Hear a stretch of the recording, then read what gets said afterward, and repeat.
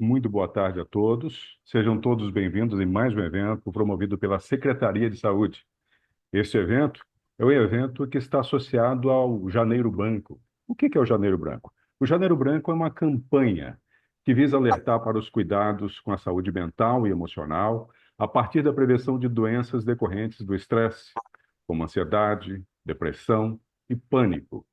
Seu objetivo é chamar a atenção para as questões e necessidades relacionadas à saúde mental e emocional das pessoas e nas instituições.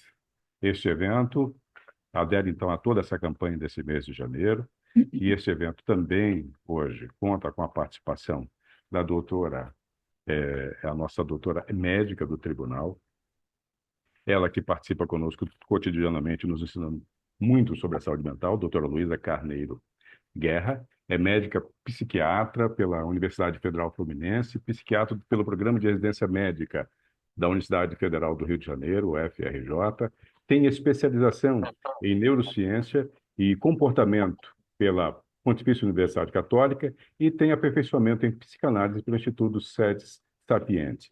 Eu sou Jacques, sou funcionário administrativo da Secretaria de Saúde e uma breve audiodescrição me permito aqui para aquelas pessoas que nos acompanham, que têm cegueira ou baixa visão. Eu sou um homem de meia idade, cabelos grisalhos, sou da cor parda, uso óculos de grau com armação preta, estou usando um paletó preto com camisa social azul clara.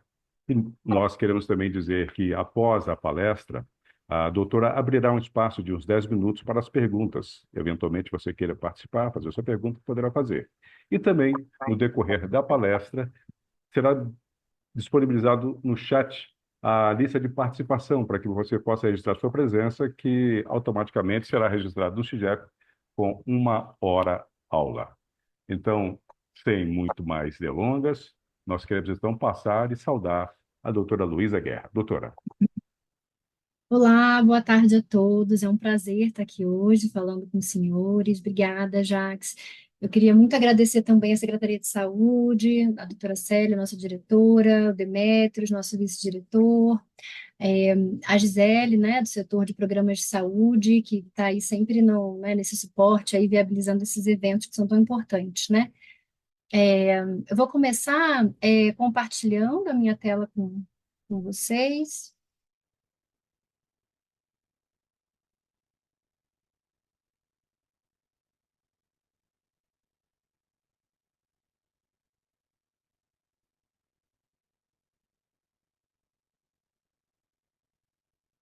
Estão todos vendo direitinho aí a apresentação?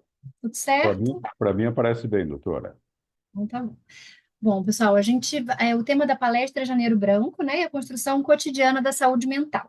Bom, esse tema ele é muito amplo, né, ele é muito importante. A gente não vai se ater aqui a todas as nuances, né, dessa construção, né, da saúde mental. Acho que o que eu vou tentar trazer um pouquinho aqui é como isso é complexo, né, e aí para a gente entender um pouquinho, né, talvez vislumbrar aí um caminho, né, para construir um pouco mais de saúde mental, né, uma sociedade um pouco mais saudável. Eu queria primeiro trazer um panorama, né, sobre do que a gente está falando, né, assim, acho que Janeiro Branco é uma campanha já bem conhecida, assim como tem Outubro Rosa, Novembro Azul, né, uma campanha de conscientização para o cuidado em saúde mental, né, isso acho que todo mundo já sabe. Então, eu vou trazer um pouquinho para vocês sobre o que a gente está falando, né? Bom, alguns dados em saúde mental. A gente sabe que os transtornos mentais eles são altamente prevalentes, né, em todos os países do mundo, né?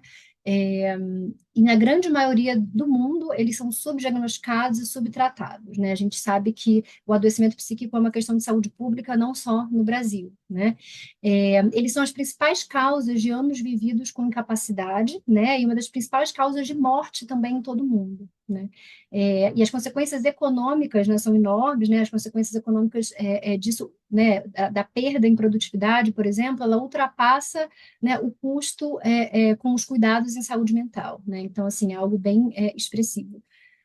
Os sistemas, a gente sabe que os sistemas de saúde mental em todo o mundo, eles têm uma dificuldade bem marcada, né? Eles têm grandes lacunas na administração, na oferta de recursos, de serviços, né?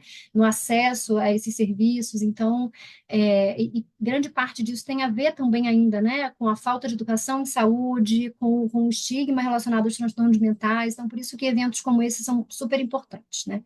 A gente sabe que no mundo, né, cerca de 70% de pessoas com psicose, né, não são tratadas, né, não recebem tratamento, né, e olha que a gente está falando de um sintoma que é bem evidente, né, até para quem não é da área, né, a gente saberia reconhecer uma pessoa que está psicótica, que está fora da realidade, né, então 70% é um número muito grande. É, e até somente 2%, em alguns países nem isso, né, dos custos em saúde são destinados à saúde mental, né, é muito pouco. Então, no relatório, aqui eu vou colocar alguns dados do Relatório Mundial de Saúde Mental da OMS, né? A OMS produz esses relatórios com uma certa frequência, a gente teve um em 2017, o último em 2022, né? Então, cerca de 1 bilhão de pessoas vivem com algum transtorno mental no mundo, né? Isso representa mais ou menos ali 15% da população economicamente ativa, né? 12 bilhões de dias de trabalho são perdidos anualmente, né, por quadros depressivos ansiosos, isso tem um custo de mais de US$ 1 trilhão à economia global, né? No Brasil, a gente sabe que no Brasil, né, segundo dados do INSS, né, que é o Instituto Nacional de Seguridade Social, mais de 200 mil pessoas foram afastadas em 2023 por transtornos mentais, né, afastadas do trabalho. Além disso, os transtornos de ansiedade, né, eles são ali a terceira maior causa de afastamento laboral. O Brasil tem uma pesquisa que sai anualmente, né, que é o Relatório do Estado de Saúde Mental do Mundo, o último de 2023, na verdade, ele é encomendado por uma organização de pesquisa americana sem fins lucrativos, que é a Sapien Labs, né? O Brasil ele saiu como terceiro pior índice de saúde mental entre os 64 países avaliados. Ele ficou atrás do Reino Unido e da África do Sul, né? E o Brasil já liderou esse ranking aí de ansiedade há uns anos atrás, como o país mais ansioso do mundo, sobretudo São Paulo, né? E aí, nesse relatório, né, de saúde mental mundial, 33,5% dos brasileiros relataram múltiplos sintomas psíquicos, né? Ele foi o quarto país mais estressado do mundo, né, com 42% dos entrevistados referindo algum grau de estresse. E a percepção pública, né, de que a saúde mental deveria ser uma prioridade, né, na saúde no Brasil, né, o investimento em saúde, foi uma percepção de 52%, né? Então, assim, as pessoas estão cada vez mais preocupadas, né, e tendo uma noção da magnitude, né, dessa questão. Bom, e aí o janeiro branco, né? Peraí que tá com... Ah, foi. Aí o impacto da pandemia também, né? Mais de 53% dos entrevistados afirmaram que a sua saúde mental piorou muito depois da pandemia. Acho que isso é uma coisa também que é um recorte que a gente precisa fazer, né? Assim, os índices em saúde mental pioraram muito, tanto em crianças, adolescentes, adultos, né? Na população de uma maneira geral, tanto por conta né, da piora da qualidade de vida, do isolamento social, né? Questões aí econômicas, acho que perdas, né? Lutos. Então, isso é algo também para a gente poder pensar. Aqui só um dado, né, mais ou menos desse relatório, né, que eu mencionei da OMS, então quase 1 bilhão de pessoas, né, em sofrimento psíquico no mundo, 4% são mulheres, né, aqui a gente pode, acho que a gente tem que marcar isso, né, não só por fatores biológicos, mas eu acho que também entra aí uma questão que é social, de papel, de gênero, né, de sobrecarga materna, e, enfim, e violências, né, de gênero também, acho que as mulheres não estão liderando esse ranking aí à toa, né, e aí que só uma distribuição, mais ou menos para vocês terem uma ideia, né, por transtorno, né, então 31% de ansiedade, depois vem as depressões, né, os transtornos de desenvolvimento, déficit de atenção, transtorno bipolar, né, então realmente ansiedade e depressão lideram aí, né, os transtornos mentais aí que mais acometem a população no mundo, né. E falar um pouquinho do Janeiro Branco, né? O Janeiro Branco ele é muito importante, né, uma campanha brasileira, né, de conscientização sobre a saúde mental, né, a importância desse cuidado emocional, né, da gente poder olhar ali para o que a gente está sentindo, para o nosso entorno, né, para o que determina, né, a nossa saúde mental ou não. Né, Janeiro Branco é muito mais do que um fomento ou um estímulo à psicoterapia, né, essa é até às vezes uma crítica, né, assim, ao movimento, que não é só isso, né? Acho que há uns anos atrás, né, tinha muita coisa, faça terapia, né? A terapia, obviamente, é uma ferramenta, é um recurso importantíssimo, né, que salva vidas, mas eu acho que a ideia aqui é a gente ampliar aí esse espectro de atuação, né, de intervenções mesmo. Então, o início do Janeiro Branco é dar um pontapé inicial aí, né, na conscientização, na educação em saúde e promover mudanças estruturais, né, que é o que a gente vai falar aí ao longo dessa palestra, né? Tirar um pouco também da perspectiva individual, só o cuidado em saúde mental, né, e trazer para a sociedade, para a cultura, para a economia, né?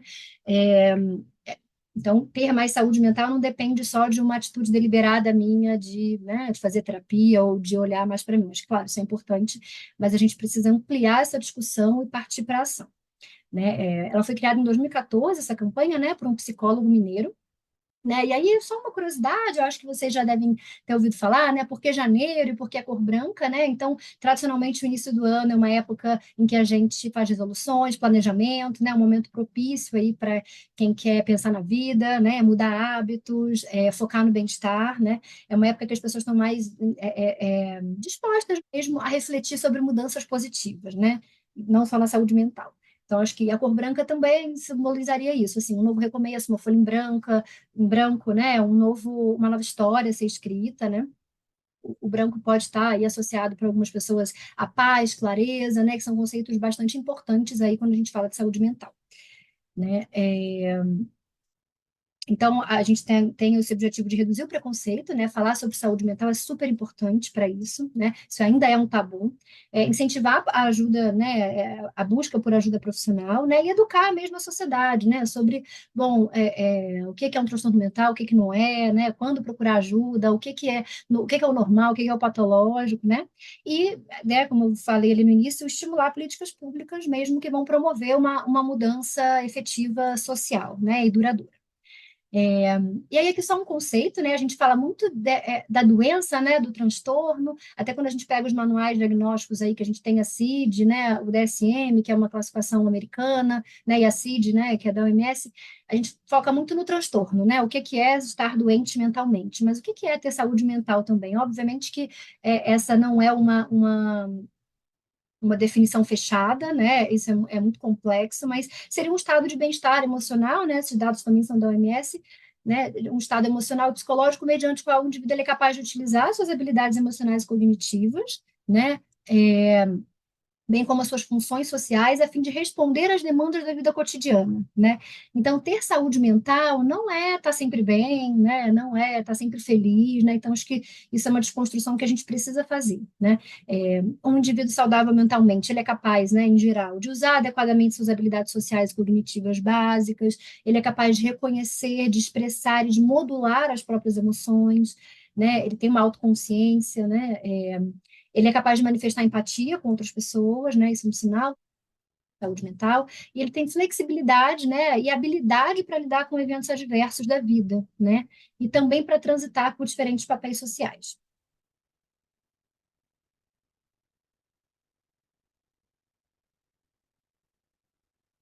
Ele está com um atrasinho para passar de slide. Vamos ver se.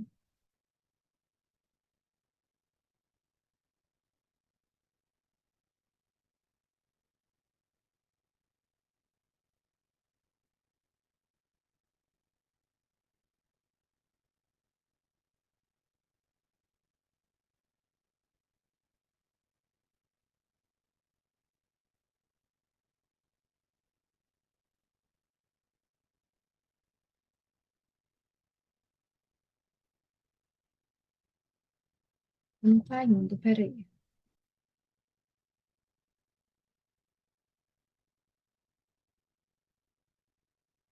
Tudo certo? Todos me vendo? Todos, Vendo a doutora. tela? Perfeito. Então, aqui só para ilustrar um pouquinho, né, a saúde mental nos permite, né, conexão, então, ter relacionamentos positivos, né, construir relações positivas, contribuir com a comunidade, né, ter um senso de pertencimento, empatia, né, com os outros indivíduos.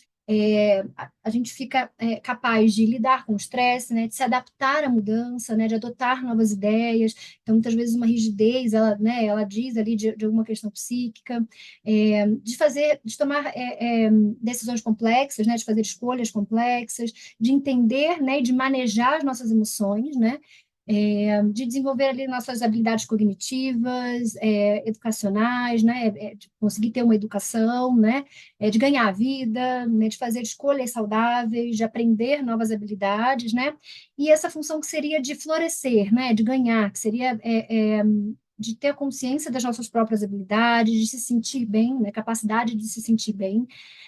Quantas vezes, né, na depressão, na ansiedade, a gente tem esse relato, né? Bom, eu não sei como é me sentir bem, né? Não consigo mais sentir prazer. Então, isso é muito vital, assim, para o ser humano, né? É, Saúde mental nos permite achar um propósito na vida, né?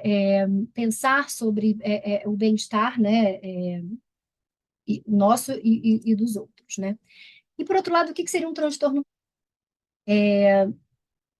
Bom, o transtorno mental ele é uma síndrome, né, caracterizada por um prejuízo clinicamente significativo, né, ou na cognição, na regulação emocional, no comportamento de um indivíduo, tá? Ele é causado por disfunções que podem ser psicológicas, biológicas ou do desenvolvimento, tá? E esses distúrbios, geralmente, eles estão associados a uma angústia e um comprometimento social, familiar, ocupacional, né? E geralmente eles interferem ali em diversas áreas da vida do indivíduo, tá? A gente tem manuais diagnósticos, né, que nos auxiliam muito, assim, do ponto de vista da pesquisa, do ponto de vista epidemiológico, né, de dados em saúde, de prognóstico, de tratamento, mas a gente não pode se ater só, né, tá ali fechadinho, né, aos manuais diagnósticos, né, porque eu acho que os transtornos mentais, eles são muito, e é isso que eu quero trazer para vocês ali, né, eles não são um checklist ali que a gente preenche ou não de sinais e sintomas, e aí isso vai determinar, né, vai ser uma sentença ali para a gente, né, de estar doente ou não. Né? Os manuais diagnósticos, eles auxiliam muito, né, mas tem a característica, né, quando eles definem lá, né, o que é uma depressão, o que é uma ansiedade, o que é um transtorno bipolar, que é esse prejuízo significativo, né? Esse sofrimento inerente àquela condição. E por que que isso é importante da gente destacar, né?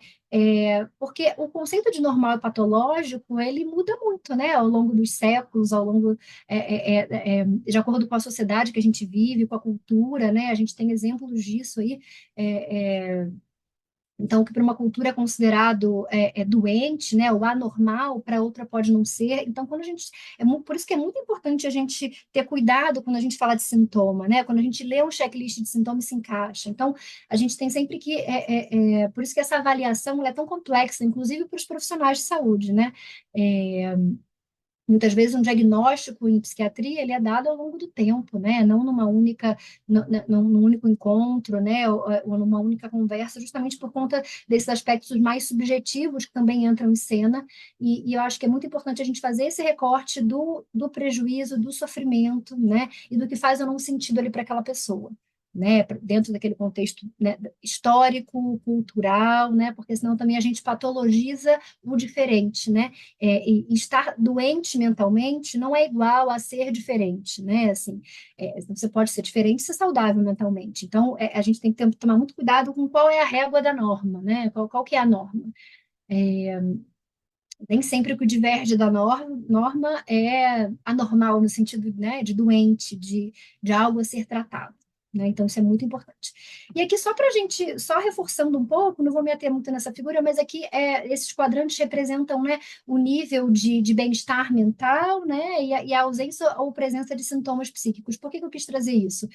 Porque o psiquiátrico, né, ou a ausência dele, né, isso não deve ser atribuído a isso um juízo de valor, né? Então, assim, se eu tenho um diagnóstico psiquiátrico, isso não quer dizer que eu estou fadada a me sentir mal, a ter uma vida, né, sem prazer ou sem qualidade de vida. Por outro lado, alguém que de repente não se encaixa no critério diagnóstico ou que supostamente não tem nenhuma doença mental, também não quer dizer que ela tenha um bem-estar, né, mental alto, né, um nível de bem-estar mental alto. Então, mesmo pessoas ali com muitos sintomas, né, com muitas condições de saúde mental, podem experimentar, né, um estado ali de alto nível de bem-estar, né, assim, e por outro lado aqui, né, seria o outro extremo, né, uma pessoa né, com uma condição de saúde mental pode ainda, sem nenhuma condição de saúde mental, né, ela pode ainda experimentar um nível de bem-estar muito baixo, né? Isso tem a ver com, né, com o contexto em que ela está inserida, com as experiências de vida, né? Então, agora pegando esse gancho, né? O que que faz a gente ser saudável mentalmente ou doente mentalmente, né? Vamos colocar assim. Então, é uma lista bem extensa, tá? Eu vou ler muito brevemente, mas isso é mais, não é para a gente se ater, né? É o que causa, o que não causa, mas é mais para a gente poder entender a magnitude, né? Como é complexo, né? A saúde mental, né? O que determina ou não mais ou menos saúde mental. Então, tem muita coisa envolvida, né? A gente tem aí fatores genéticos, biológicos, história de vida, estressores, né, aos quais essas pessoas são submetidas desde muito jovens, né? Isso é diferente para todo mundo. Então, contexto, né, econômico, cultural, social, né? Então, assim, a gente tem ali, né, fatores que predispõem, né, ao desenvolvimento de algum transtorno psíquico. Então, tem os fatores individuais, da família, da comunidade e do contexto, né? Então, vocês veem que é algo bastante amplo ali, né? Aí eu vou citar só alguns, né? Dos individuais, a gente tem fator genético, baixa escolaridade, uso de álcool, alimentação não saudável, deficiência de vitamina D, né? Da família e da comunidade, abuso sexual, violência, abuso físico, negligência, uso de substância, bullying, violência doméstica, ter vivenciado algum conflito armado, assédio moral, perda de emprego, vida urbana, né? Não tem como a gente pensar saúde mental hoje sem pensar, né, a nossa vida contemporânea aí, né, hiperconectada, acelerada, né? E do contexto, né? Então, infraestruturas de baixa qualidade, crise climática, injustiça, conflito, imigração forçada, né? Vivenciar emergências em saúde pública. E os fatores de proteção também, né? Os individuais, também fatores genéticos, né? Por que que a gente vê, às vezes, muitas pessoas e respondem a ela, né, de uma maneira diferente? Isso tem a ver com fatores genéticos, com resiliência, com repertório de enfrentamento das questões, né? E muitas dessas características a gente pode desenvolver, né? Com a terapia, com a autoconsciência, né? É, então, fatores protetivos aí também individuais, a gente tem boa saúde física, atividade física, um senso de autoestima, né? Da família e da comunidade, né? Uma boa maternagem, né? Isso seria uma tradução para uma boa, né, parentalidade, ali, uma boa experiência, né? Com pai e mãe, perceber-se em segurança, livre de ameaças, né? Relações sociais saudáveis, acesso a áreas verdes, e do contexto, né? Segurança econômica, boa qualidade de infraestrutura, acesso oportuno. Por isso que eu volto lá naquela crítica, né? Quando a gente fala do janeiro branco como algo, faça terapia, né? Não é só sobre fazer terapia. A gente tem aqui muitas questões muito mais amplas, né? Que não dependem só do indivíduo, né? Claro que a terapia vai sempre ajudar, né? E aí, quando a gente tem, então, né, esse dado também da OMS, quando a gente tem essa junção, né, da nossa vulnerabilidade individual interagindo com esses estressores de vida, né, a gente pode ter uma condição de saúde mental melhor ou pior, tá? Então, né, se a gente tem aqui um indivíduo com uma alta vulnerabilidade individual, por fatores genéticos, né, é, e aí, quanto mais ele tem um estressor ali de vida, né, um aumento desse estresse, maior, ele está aqui com maior risco de desenvolver uma condição de saúde mental, né? Por outro lado, aqui uma pessoa que está com baixo nível de estressores, e quando a gente fala de estressores, tá, gente, não é o estresse necessariamente da vida cotidiana, né? Depois eu vou até definir aqui o que é um evento estressor, tá? O evento estressor é todo aquele que nos demanda uma adaptação, né? E quando ele é crônico, ele pode vir a causar doenças, tá? Bom, agora, psicofobia, né? Psicofobia é algo bastante interessante da gente falar, tá? É, Psicofobia ele é um neologismo, né, que foi criado pela Associação Brasileira de Psiquiatria para se referir ao preconceito direcionado a indivíduos com transtornos mentais, tá? Foi um membro da ABP que cunhou esse termo. A história, tem uma curiosidade, que isso foi muito a partir de uma entrevista com o Chico Anísio, né? O Chico Anísio, esse humorista, né, brasileiro, acho que todos conhecem. Ele admitiu numa entrevista, né, que ele não teria conseguido fazer metade do que ele fez na vida se não fosse o acompanhamento psiquiátrico dele, né? Ele tratou uma depressão por mais de 24 anos, né? Ele convivia com essa depressão, e aí ele falou sobre essa importância, né, de se tratar, e, enfim. E aí, o dia 12 de abril, que é o dia do aniversário dele, foi proposto como um Dia Nacional de Enfrentamento à Psicofobia. Essa data virou projeto de lei, né, em 2016. E a gente é muito importante a gente falar sobre o preconceito em saúde mental, né? Não dá para a gente colocar para debaixo do tapete, né? Como a gente faz às vezes, né? Aqui no Brasil, imagina, Brasil, né? Miscigenado, não tem preconceito racial, né? Não. A gente tem, a psicofobia existe, é uma realidade, tá? Entre pessoas leigas, entre pessoas da área, né? Então é algo que a gente precisa falar abertamente, né? Entre os médicos, psicólogos, né? Então a gente precisa muito falar disso. A gente tem um estigma histórico relacionado aos transtornos mentais, né? Desde aquela ideia do louco preso nos manicômios, né? Dos indesejados, né? Acho que esse isolamento foi muito usado também como uma estratégia de controle social, né, ao longo dos séculos aí. Então, os desajustados, né, qualquer pessoa que tivesse ali internado, qualquer questão de saúde mental era vista como perigosa, desajustada, né? E até hoje, né, se a gente for ver aí a percepção da população em relação, por exemplo, aos psicóticos, né, quem tem algum transtorno psicótico, a grande maioria tem nesse imaginário que são pessoas perigosas, né, ou pessoas agressivas, ou pessoas que podem do nada, né, bater ou cometer um crime. E quando a gente pega para olhar ali as estatísticas, né, pessoas com esquizofrenia ou qualquer outro diagnóstico, o nível ali de periculo, né, de agressividade ou de criminalidade é muito baixo, né? Essa periculosidade, ela né, transtorno mental não é sinônimo de periculosidade. Isso é um dado que, assim, até hoje as pessoas têm isso no imaginário, né? Então, existe esse estigma histórico. Tem a autoestigmatização também, que é super comum entre profissionais também, né? Que é a pessoa, ao se perceber com alguma questão de saúde mental, ela se isola, o que piora mais ainda a sua condição de saúde mental. A gente vai ver que o isolamento social é muito problemático, né? Ela se põe ali numa condição menor, né?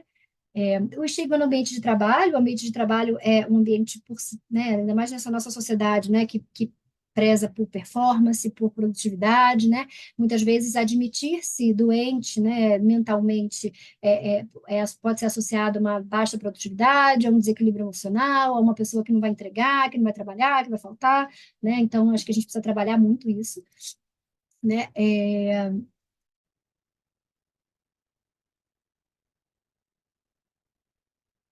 Consequências, né, da psicofobia.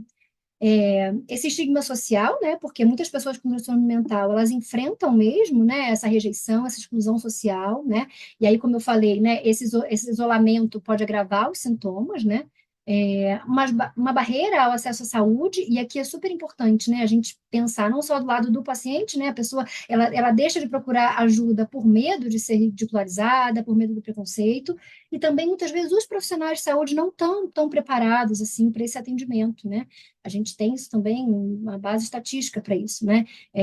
Principalmente profissionais de saúde que não são da área, né, tem um preconceito com pacientes psiquiátricos, né? Isso mina muito assim o acesso à saúde. A gente tem implicações legais, né, e sociais da psicofobia. Então, a psicofobia ela se manifesta em decisão judicial, no ambiente de trabalho, né, no ambiente da educação. Quantas vezes a gente já ouviu falar né, da questão de saúde mental sendo colocada numa questão judicial, né? Enfim, a mãe não pode ficar com o filho, não tem condição de cuidar porque é deprimida, olha, é desequilibrada, né? Como isso é colocado, né, num recorte extremamente pejorativo, né? E esses termos pejorativos, né, eles reforçam essa discriminação, né, eles perpetuam esses mitos, né, em relação ao transtorno mental. Então, se eu tenho um transtorno mental, logo, né, eu não sou capaz, eu não sou, não estou apta, né, e isso também é uma falácia, né. É, Isso aqui são algumas fotos, tá, gente, dessas, acho que 18 de maio é o dia da luta antimanicomial, né, que é um movimento que surgiu aí no Brasil, na Europa, já há mais de 30 anos, né, E mudou aí totalmente, né, como a gente trata as questões de saúde mental. Então, todo 18 de maio, né, as pessoas vão às ruas falar sobre, né, saúde mental. Não vamos entrar muito nisso, porque a gente tem coisa ainda aí para ver. Né? E quais são as soluções possíveis aí, né, para essa psicofobia? É isso que a gente está fazendo, né, de conscientização, que promovem debates, né, para reduzir esse estigma, aumentar o entendimento sobre saúde mental. Quanto mais conhecimento a gente tem, né, melhor. Capacitação de profissionais da saúde, né, garantir que esses profissionais estejam preparados para lidar, né, com esses casos. Né, porque senão a gente fica também ali só na educação em saúde, mas a gente precisa partir para ação, então criar e implementar estratégias de saúde mental que sejam inclusivas, né, baseadas em dados, né, a facilitação desse acesso, que a gente sabe que é super difícil, então aumentar a oferta de serviço de saúde mental, né, que sejam gratuitos, que sejam para todos, né, educação nas escolas, eu acho que falar para crianças, adolescentes, né, sobre saúde mental, né, sobre a importância de se perceber, né, de entender o que se sente, né, isso é muito importante.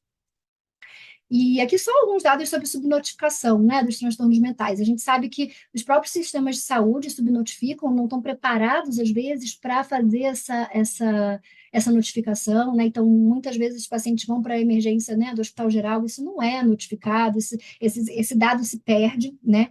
É, e aí, o que mais a gente tem associado aí à subnotificação? O estigma, né, que é o que a gente está tratando, esse medo de julgamento impede as pessoas de relatarem seus sintomas, diagnósticos incorretos, né, muitos profissionais da saúde às vezes não estão nem preparados para lidar com isso,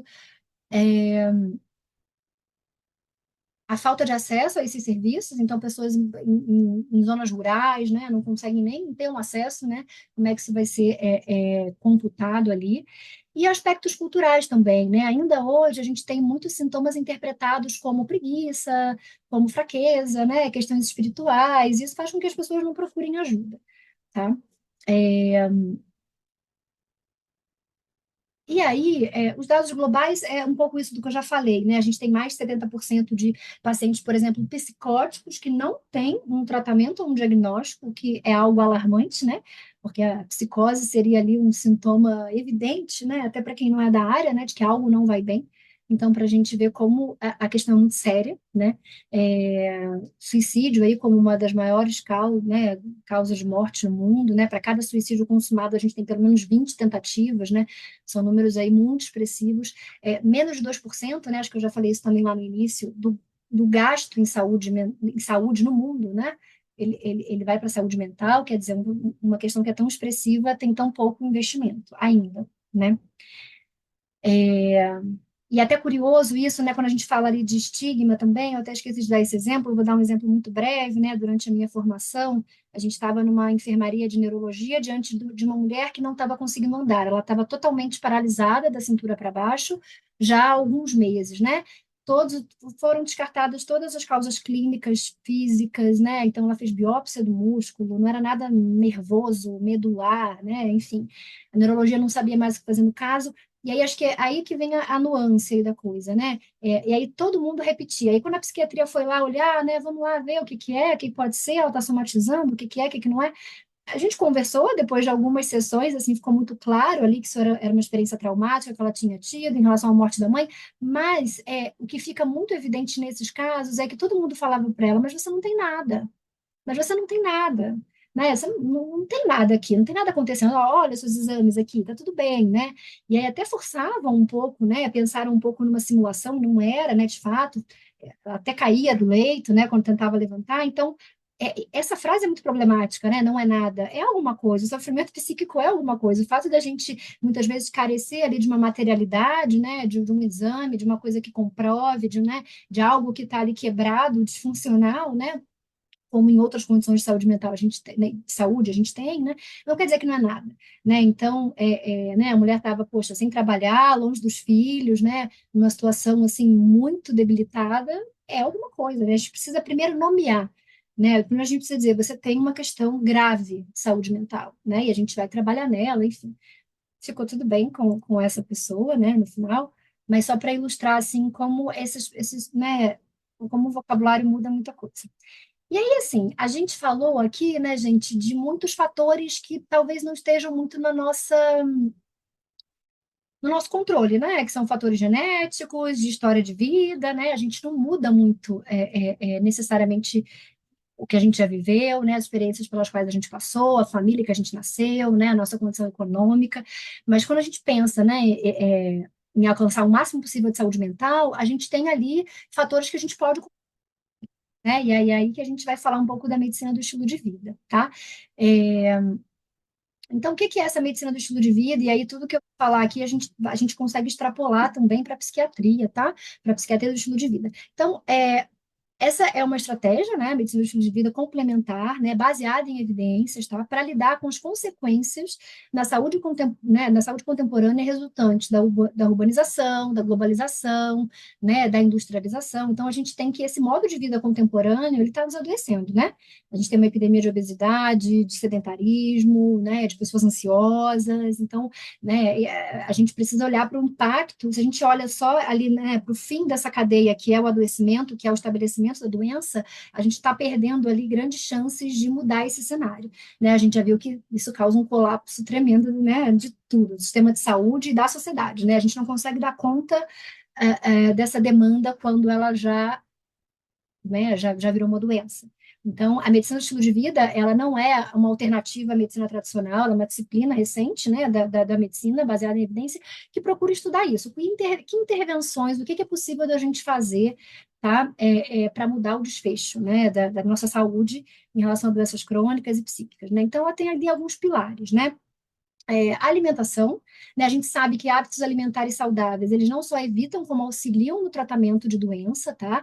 E a gente está falando aqui também de ansiedade, de depressão, tá? A gente sabe que tem um aspecto ali sociopolítico, né? No qual os indivíduos estão inseridos, que vão determinar, né? Vão influenciar nesse comportamento alimentar.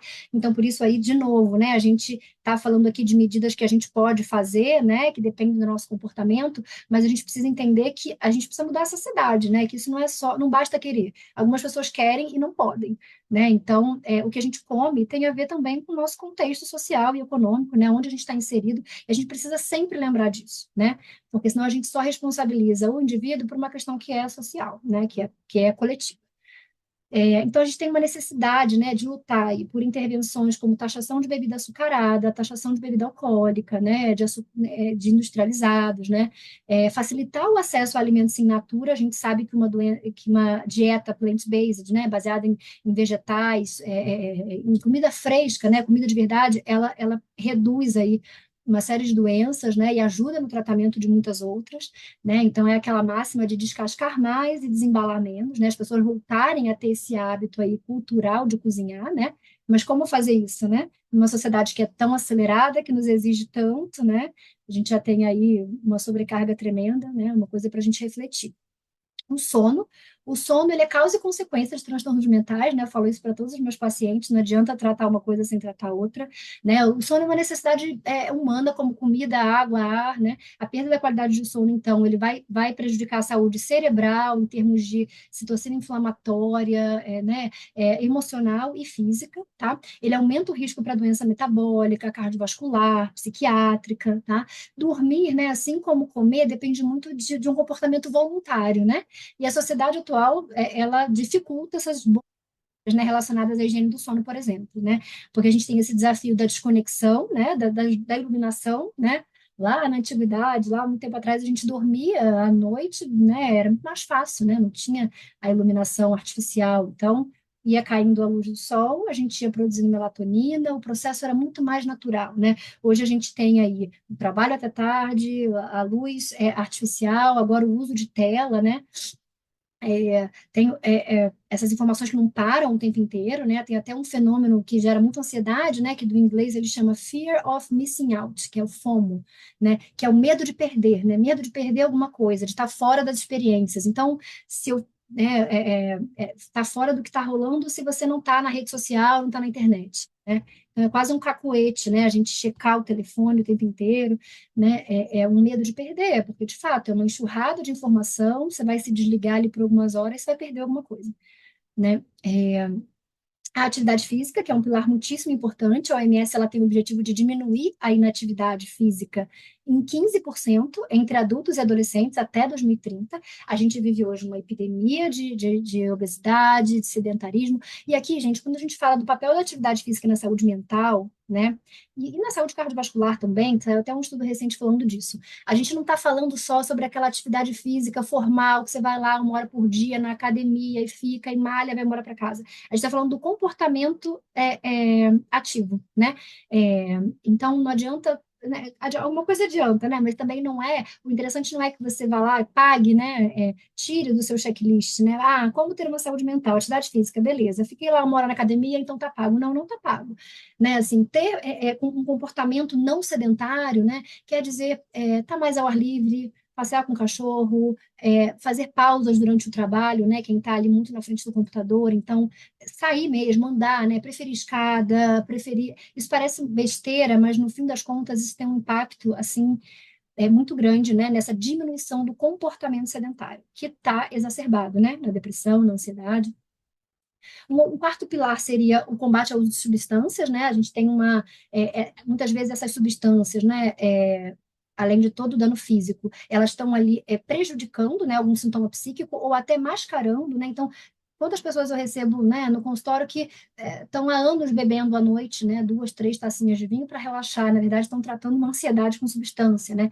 Como a gente sabe que o estresse, né? Aumenta a quantidade de cigarro, de bebida. Então, isso é uma questão também para a gente olhar, né? E os relacionamentos interpessoais. A gente sabe que a conectividade social, ela é um dos fatores que evitam morte prematura, a solidão é um fator de risco cardiovascular, né, maior até que a obesidade. Essa percepção de solidão, ela ativa o nosso eixo, né, hipotálamo, hipófise, que aumenta cortisol, aumenta esse estresse crônico. Uma das principais causas de estresse crônico em adulto é essa percepção de solidão, né? E relações abusivas, escolhas ruins em relação às relações, né, interferem demais na saúde mental. E o manejo do estresse, né, gente? O estresse, né, ele é inerente aí à nossa sociedade, a gente vive numa sociedade estressada, né? Um evento estressor é tudo aquilo que demanda uma energia para a gente se adaptar, né? E quando isso se torna crônico, isso pode resultar em doença, né? Então, altos níveis de estresse. E aí a gente fica com uma grande cascata aí de adoecimento, né? Que esses altos níveis de estresse, eles estão associados à piora do padrão alimentar, né? Aumento do tempo gasto com comportamento sedentário, que é aquilo. Quantas pessoas hoje descansam na tela, né? Ah, não, tá, eu parei aqui o trabalho, eu vou descansar, né? Isso é um comportamento sedentário que é terrível para a saúde mental, né? Você tem uma piora da qualidade do sono, aumento do índice de isolamento social, né? Com estresse, aumenta o seu risco de uso, né? De substância psicoativa, tá?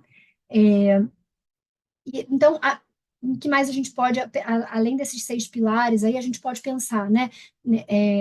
Mindfulness é uma ótima técnica, né? De atenção plena para a gente tentar gerir esse estresse, aumentar o tempo na natureza, né? Tentar balancear o tempo entre trabalho e vida pessoal, incluir hobbies e atividades prazerosas na rotina. Quantas vezes a gente está naquele ciclo de ansiedade, estresse e aceleração, né? E aí isso gera até uma gana maior, né, por produzir, por não parar, e a gente esquece, né? Bom, o que que me dá prazer, né? Será que se eu colocar meia hora de alguma coisa que eu gosto muito, né, isso vai onerar tanto o meu dia, o meu trabalho, né?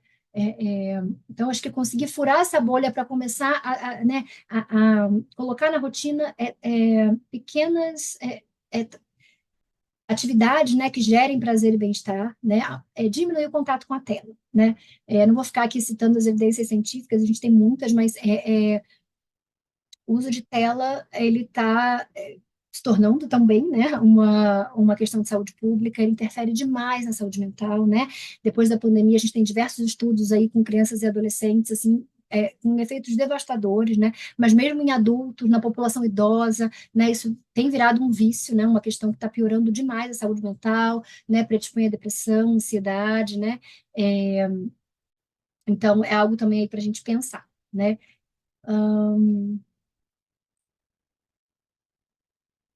Só concluindo um pouco do que a gente falou, né? A saúde mental ela influencia e ela é influenciada pelo estilo de vida, né? Adotado por um indivíduo.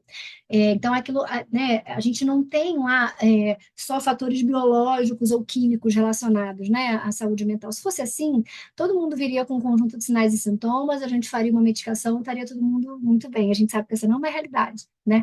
A gente precisa aí, é um equilíbrio dinâmico muito difícil, né?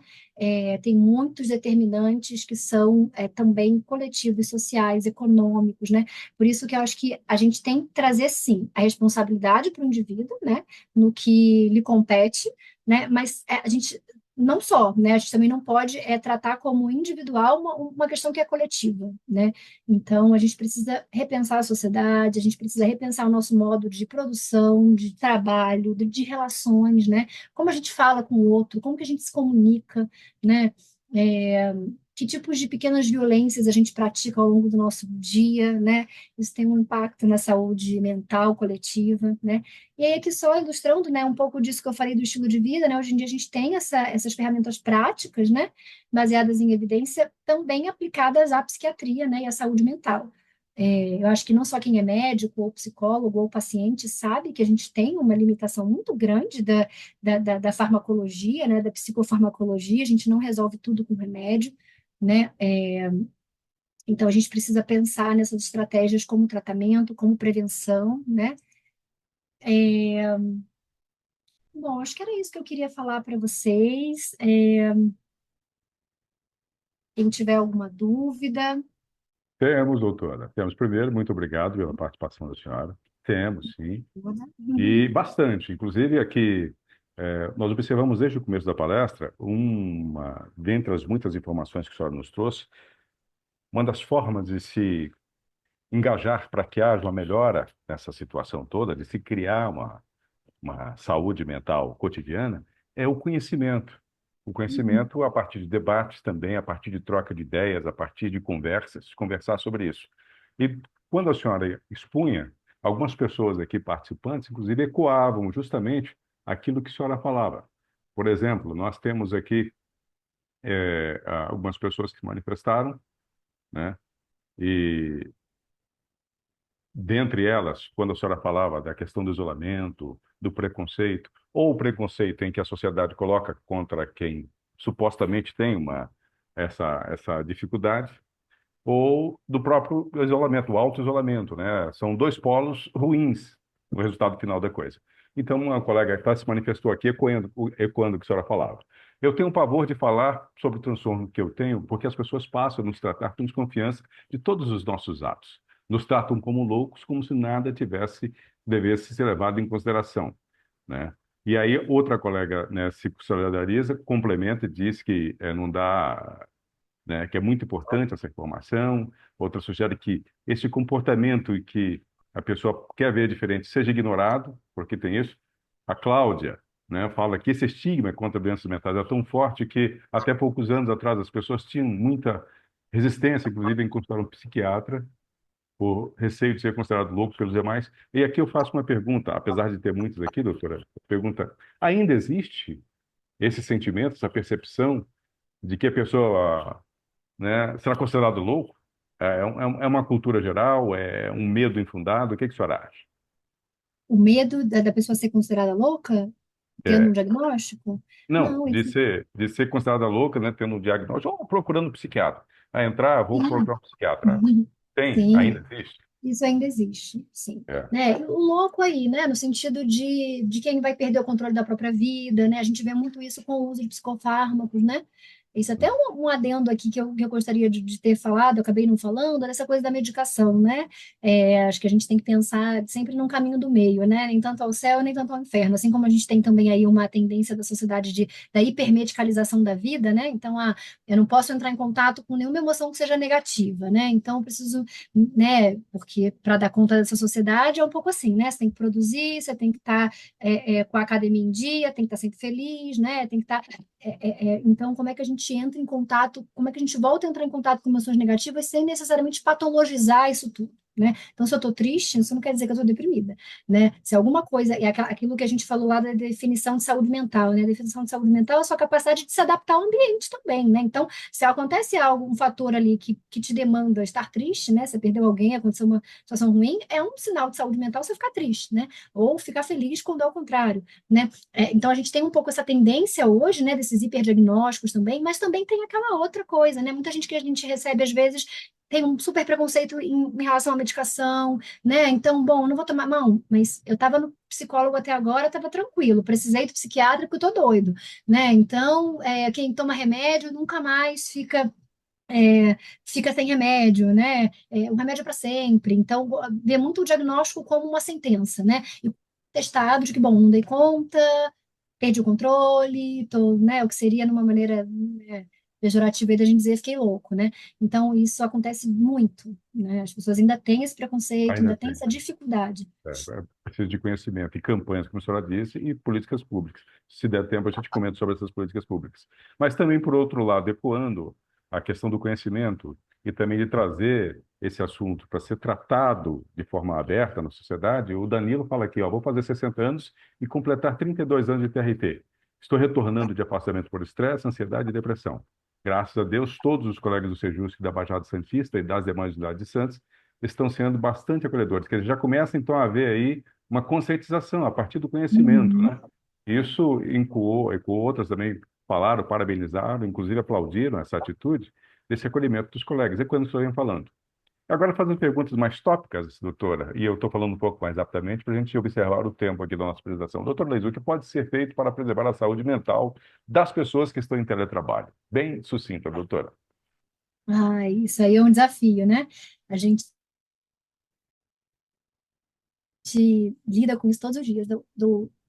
Pode ser uma faca de dois gumes, né? Porque ao mesmo tempo que você ganha tempo ali, né, com o deslocamento que você não faz, né, com poder estar mais próximo às vezes da família, dos filhos, isso também pode muito adoecedor, né? Porque você está ali num ambiente, que no mesmo ambiente, às vezes, né? Algumas pessoas não têm um ambiente separado, trabalham da cama, isso está totalmente proscrito, tá? Então, assim, um mínimo ali, um beabá, né?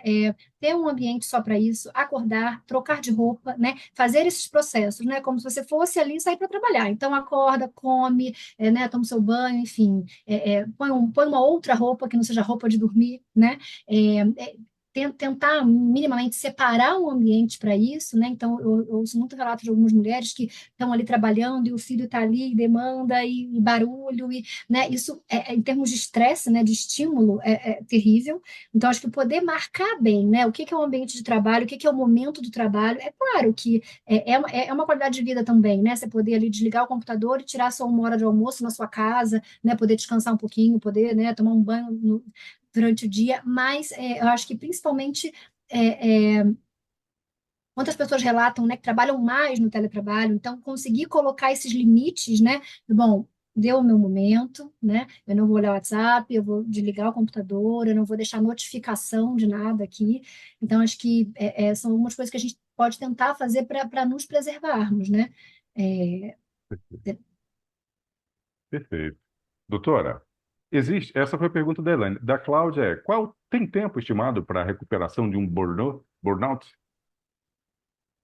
Olha, quando a gente fala, né, de qualquer condição psíquica e relacionada ao trabalho, né, a gente não fala muito de tempo, assim, né? Isso é, a gente tem que sempre avaliar, né, a história pregressa dessa pessoa. Então, às vezes, são pessoas que já, por exemplo, se você já tem alguma condição de saúde mental, então já tratava para uma depressão, para uma ansiedade, né, e aí tem mais esse evento estressor ali, né, desencadeando uma crise, a coisa toda já fica mais complexa, né. Então, esse tempo ele é muito individual. Algumas pessoas conseguem, né, com um período pequeno de afastamento, um suporte, né, emocional, psicológico, às vezes de medicação, né, conseguem em poucas semanas, né, retornar. É claro que a gente tem sempre que repensar, né, o ambiente de trabalho, a relação com o trabalho, né, a relação com o trabalho que é uma relação de via de mão dupla, né, então tem alguma coisa ali do trabalho que pode estar provocando ou agravando uma condição de saúde mental, tem também muitas vezes a nossa atitude diante do trabalho. Então, aquilo que eu falei do teletrabalho, se preservar um pouco mais, se colocar um pouco mais ali, né,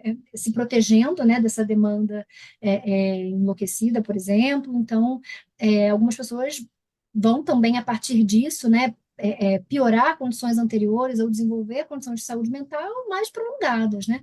Então, a gente tem desde casos de algumas semanas, alguns dias, né, para meses e até anos. Então, assim, não existe um Não tempo. existe um tempo. Ok. Aqui a Fernanda faz uma constatação e faz uma pergunta que depois ecoa lá embaixo, nós vamos citar, é que atualmente estão tendo muitas metas a serem cumpridas pelo TRT e isso faz aumentar o estresse do funcionário. O TRT está se atendendo para isso? O que está fazendo em prol do funcionário? Lá embaixo, outras pessoas também se associaram, né? É, aliás, é difícil ser absolutamente saudável a mesa todos os dias, como a senhora citou, né? Ecoando o que ela falou, haja disciplina e resiliência.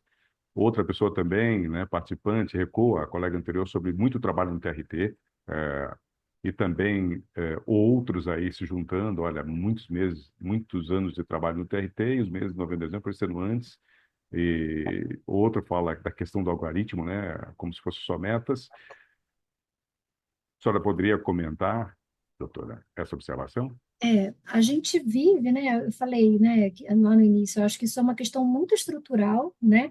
E que a gente precisa pensar nisso em relação ao TRT, em relação à sociedade em que a gente vive, né? Porque senão, cuidar da saúde mental, né? E tudo isso que eu falei aqui agora, vira só mais um checklist, né? Vira só mais uma coisa, um script a ser cumprido, né? Junto daquele de ganhar dinheiro, estar sarado, feliz, né? Então, bom, como se tudo dependesse só da gente, né? Então, bom, se vocês, né, o que eu quero dizer aqui não é só, bom, façam atividade física só, não, que vocês nunca mais vão sofrer, que tudo vai estar resolvido. A gente, claro, se a gente está inserido numa lógica, né, e aí isso tem a ver com, pode ter a ver, né, com a maneira como o trabalho é estruturado, né, tanto no TRT, né, essa sociedade que nos exige tanto, né, por produtividade, por performance, por estar bem, não vai adiantar só resiliência e disciplina, né, eu acho que a gente poder, primeiro, na esfera individual, olhar para o que a gente consegue melhorar, até para a gente aumentar o nosso senso a nossa autopercepção em relação à nossa saúde mental, ao nosso bem-estar, ao que está bom, ao que está ruim, né? Isso já é um primeiro passo, até para a gente poder depois ampliar essa discussão, né, para as relações de trabalho, para a sociedade. Então, bom, e lutar por melhores condições, né? Então, assim, quando a gente fala, né, bom, tem que estar com muita meta, e é muito trabalho, de fato, isso é uma coisa que a gente ouve muito na Secretaria de Saúde, né? E acho que na sociedade como um todo, como a gente precisa produzir, como tá demais, né? Muita cobrança, mas qual que é a nossa parte nisso no sentido de, bom, o que que não depende mais ali só da minha esfera individual, né? E talvez tentar, né, reivindicar, né, lutar por melhores condições mesmo, né, de trabalho, de vida, né, a gente pode extrapolar isso para tudo, assim, para o transporte público que a gente usa ou não, né, para a qualidade, para o tempo que a gente perde no trânsito, né, para uma série de coisas que no final da cadeia lá vão impactar enormemente na nossa saúde mental, né? Então é claro que não adianta a gente fazer tudo isso se a gente continua submetido né, a algo que está ali desumano, tá? Então, eu acho que sim, eu acho que de alguma forma isso vem reverberando aí quando, né? Eu não posso falar pelo tribunal, né? Porque não sei, mas eu acho que isso cada vez mais tem sido falado pelos servidores e magistrados, né? Isso não é uma queixa só dos servidores, eu acho que esse é um primeiro passo, né? A gente poder Primeiro, olhar para isso e lutar, né, por... trazer ao debate, né, doutora? Esclarecer. Exato. Continuando aqui, nosso tempo está acabando, e tem muitas manifestações aqui ainda, pessoas estão agradecendo, parabenizando, estão dando sugestões de palestra, mas ainda tem aqui, ecoando aqui isso, a Carla está dizendo que todos os fins de semana ela desliga as telas. Isso está ajudando muito, né? E por aí vai. Tem uma pergunta aqui interessante. A Maria pergunta sobre as mulheres que estão vivendo o climatério. Essa fase da vida aumenta doenças mentais? Existe alguma ação no SUS para o tratamento nessa fase, doutora? Se ela tem conhecimento disso? Olha, existem alguns ambulatórios específicos, né? No Hospital das Clínicas eu sei que tem, né? Da mulher, então, sim, tá? Várias fases da vida da mulher são bastante críticas em relação à saúde mental, né? Então, seja ali no período periparto, o climatério com certeza, tá? Você pode estar mais suscetível, sim, a transtornos de ansiedade, insônia, né? Alterações de humor, né? Por isso que acho que é tão importante ficar atenta a isso, né? Mudança de padrão de sono, uma irritabilidade, às vezes um desânimo, né, um cansaço, uma fadiga que nem não necessariamente tem ali uma base, né, física que justifique, né? Muitas mulheres deprimem nessa fase de vida. Isso tem a ver sim com a questão biológica, né, hormonal, mas não só, né? Tem também a ver com as mudanças mesmo aí, né, de paradigma, né, o envelhecimento. Então, eu sei do Hospital das Clínicas que tem é, é isso, assim, nas UBSs, não conheço nenhum serviço. Puxa, doutora, que pena que o nosso tempo aqui está no limite. Tem algumas manifestações, algumas pessoas andam falando, mas de uma forma geral, foi tudo abordado, foi tudo respondido de uma forma geral, né? Gostaria de ter mais tempo. Algumas pessoas estão sugerindo que essas palestras continuem. continuarão, tem aquele programa também que a senhora conduz. Então, antes de encerrarmos aqui, dizer que a lista de presença está disponível aqui no chat, tá? Preencha. Nós teremos uma próxima palestra na semana que vem sobre esse tema, né? Flexibilidade psicológica, como sobreviver e não enlouquecer em um mundo tão caótico, né? Uma continuação, um complemento, né? Um suplemento daquilo que a doutora falou aqui. A senhora faria uma consideração final, a palavra final de encerramento, doutora? Por gentileza. Bom, eu gostaria eu acredito muito no poder da palavra, né? Assim, eu acho que eu trabalho com isso, né? Eu acho que a palavra tem realmente esse poder de mudar, né, a realidade, de ser o pontapé inicial ali para a ação. Então, acho que a gente precisa ampliar esse debate, a gente precisa incluir a sociedade nesse debate, né? Eu aproveito para fazer aqui uma propaganda, né, do projeto, justamente, né, da Secretaria de Saúde do TRT2, tá? Vou enfatizar, projeto justamente, né, doutora? Isso, justamente. Justamente. Fala sobre ele rapidinho, doutora. É para a gente ter um pouco ali um escopo de ações em saúde mental, né, um pouco mais sistematizados. Então, isso inclui desde, né, palestras, não só dentro desses períodos de campanha, né, mas como Setembro Amarelo, Janeiro Branco, mas palestras aí ao longo do ano, falando sobre esse tema. A gente tem as rodas de conversa também, que acontecem a cada 2 meses, que são rodas com temas variados dentro do campo da saúde mental, tá, que são abertas a todos os servidores e magistrados do TRT2, né? É um espaço seguro de troca, né? Não é uma palestra, não é uma aula, não é uma terapia, é um espaço de troca em relação a assuntos afins, né? Que são bastante importantes aí para a gente gerenciar o estresse, para a gente poder falar disso tudo, né? E ações aí também, né, de atendimento, de urgência, de prevenção, né, de uma série, a gente vai tratar temas importantes aí como suicídio, alcoolismo, né, falar mesmo, a ideia é falar mais de saúde mental para a gente tentar mudar essa realidade antes que a gente chegue na doença, né. Perfeitamente, doutora. Olha, o tempo teria muita pergunta aqui, muitas outras intervenções, doutora. Nós não perderemos essa oportunidade de brevemente tratarmos novamente o assunto. Nós agradecemos, a Secretaria agradece a participação, Obrigada. os esclarecimientos, as pessoas estão agradecendo muito aqui a senhora. E já estão aqui, a gente já está marcando o compromisso para sexta-feira, dia 24, às 3 da tarde, palestra também de 1 hora. Gostaria de contar com a presença de todos. Doutora, muito obrigado, a todos vocês, muito obrigado, e até sexta-feira. Uma ótima semana para Obrigada, todos. obrigada, gente, foi um prazer.